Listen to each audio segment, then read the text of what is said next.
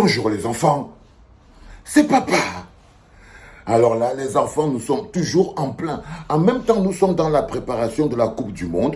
En même temps, nous sommes dans le cadre des primaires chez les crapules.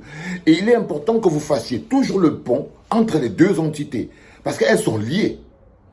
La préparation de la Coupe du Monde, avec tout ce qui en découle comme problème politique, est totalement liée à la course aux primaires chez les crapules. Ce qui se passe aujourd'hui, c'est qu'on assiste à un phénomène qui est extraordinaire, on ne l'avait pas vu depuis des années. Le projet était toujours de mobiliser l'opposition pour affronter le parti au pouvoir. Ça a toujours été l'une des problématiques qui a toujours été posée dans le cadre des élections au Cameroun. C'est-à-dire, on disait toujours, un adversaire ne peut pas réussir à désarçonner Pomba. Il faut que si l'opposition veut gagner, il faut que l'opposition se mette ensemble. Et ils sont tellement égocentriques entre eux qu'ils ne peuvent même pas se mettre ensemble.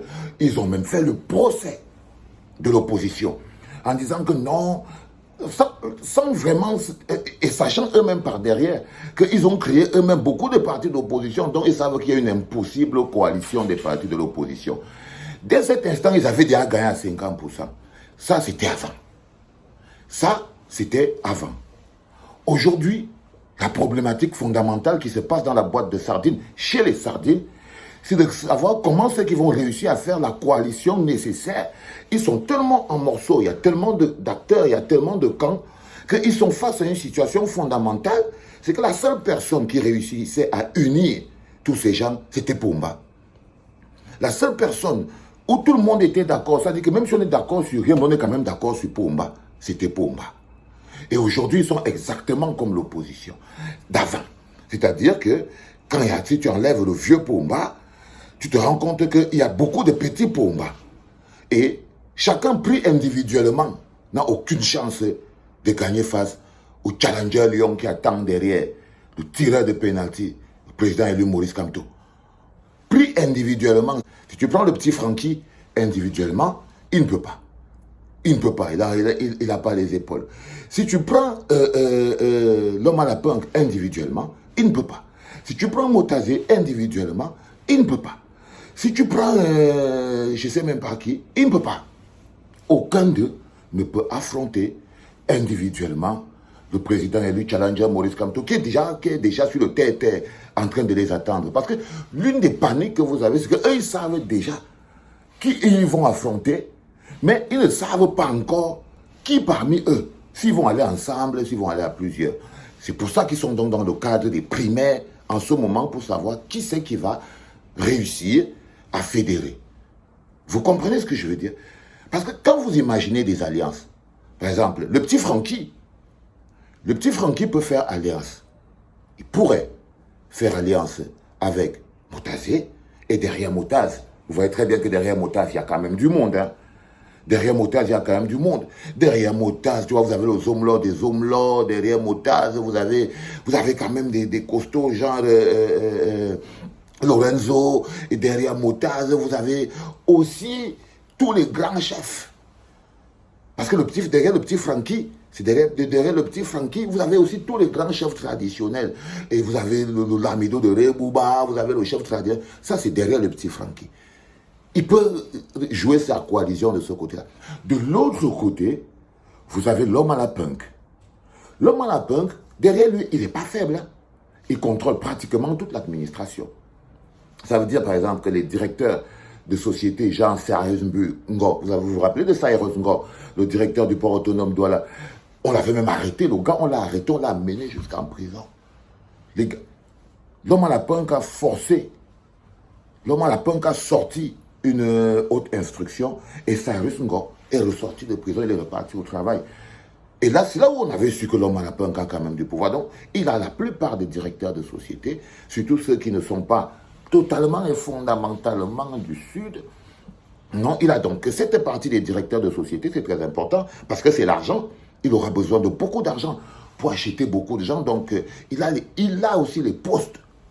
Il a aussi les gens qu'il a placés dans des postes administratifs. Vous n'avez qu'à appeler Moussanga Yamding, il va vous expliquer comment le gars, il a réussi à structurer l'administration à son service. Donc, ce n'est pas un petit morceau. Et derrière lui, il a la mère de Brenda. Donc quand vous voyez pourquoi ça a éclaté à l'intérieur de la famille de Pomba, c'est qu'à l'intérieur de la famille de Pomba, tu as Pomba qui a décidé de lancer le petit Francky. Parce que vraiment Pomba aussi, ça lui a pris le temps. Parce qu'il avait le gros cœur, il ne voulait pas, il n'a pas préparé le petit Francky. C'est ça le problème. Il traînait le petit Francky comme un toutou, il a commencé à regretter très tard. Quand l'homme à la punk a commencé à le menacer, c'est là où il a compris que si jamais il fermait les yeux aujourd'hui, le petit Francky ne va pas s'en sortir. C'est quand l'homme à la punk a commencé à menacer Pomba, à lui tordre la main, qu'il a vu comment il s'est dit, hey, là, franchement, du coup, les gens qui racontent tous les jours que Pomba est différent de Bongo, est différent de Sassou, est différent de tous les autres présidents qui avaient préparé leur fils à prendre leur succession, tout le monde disait non, Pomba n'a pas préparé son fils, non, Pomba avait le gros cœur, il voulait manger tout seul.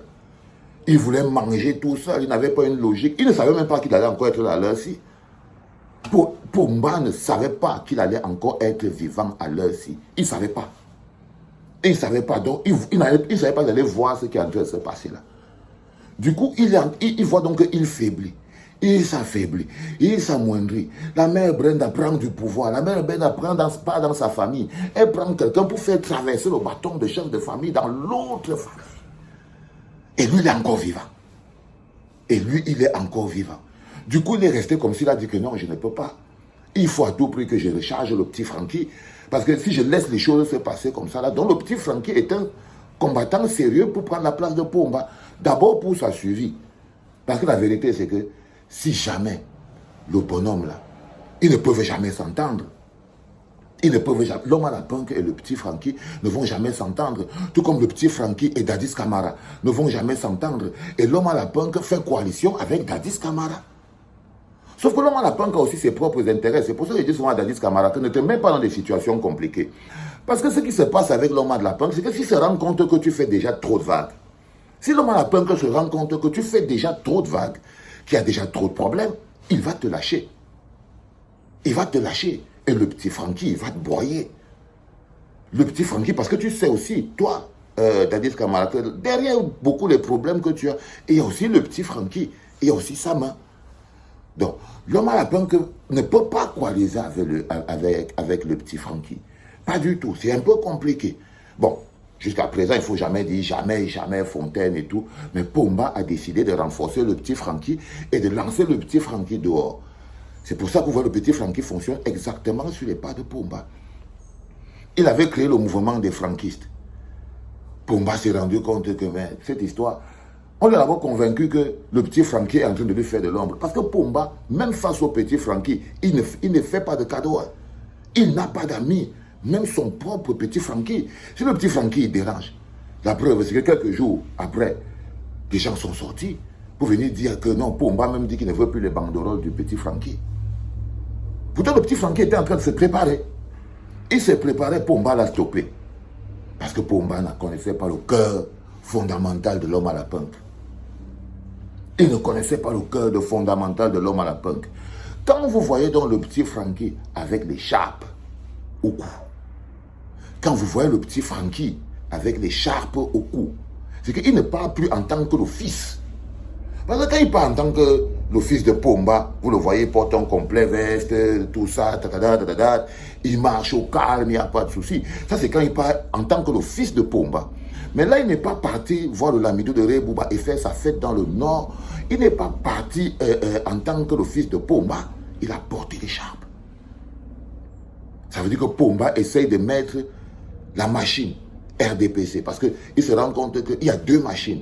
Il y a la machine administrative qui est contrôlée de manière fondamentale par l'homme à la punk, et il y a la machine politique, la machine RDPC, que Pomba contrôle encore un peu. Et Pomba essaye de mettre la machine politique au service du petit Francky. Est-ce que vous comprenez? Est-ce que vous comprenez comment c'est passionnant? Comment c'est même intéressant?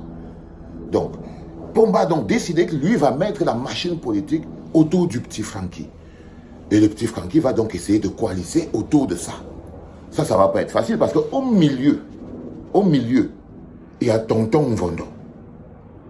Au milieu, il y a Tonton Mvondo. Tonton Mvondo, c'est l'ami de Pomba C'est-à-dire que, vous voyez, ici, il y a la famille de la mère, ici, il y a la famille du père, et puis il y a le dur porte qui est là au milieu. Vous voyez ce que je veux dire? Et tonton Vondon peut faire pencher la balance dans un camp ou dans l'autre. Ça dépendra de lui. Ça dépendra de lui, ça dépendra de ce qu'on va... Ça dépendra de ce donc, nous sommes donc face à cette situation où, à l'intérieur de la sardine, les sardines ont un problème en ce moment parce que ils sont obligés de coaliser.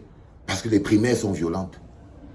Chaque personne qui sort des primaires massacrées est un futur soutien. C'est un futur taliban. Chaque sardine qui sera éliminée a des possibilités de rejoindre la résistance.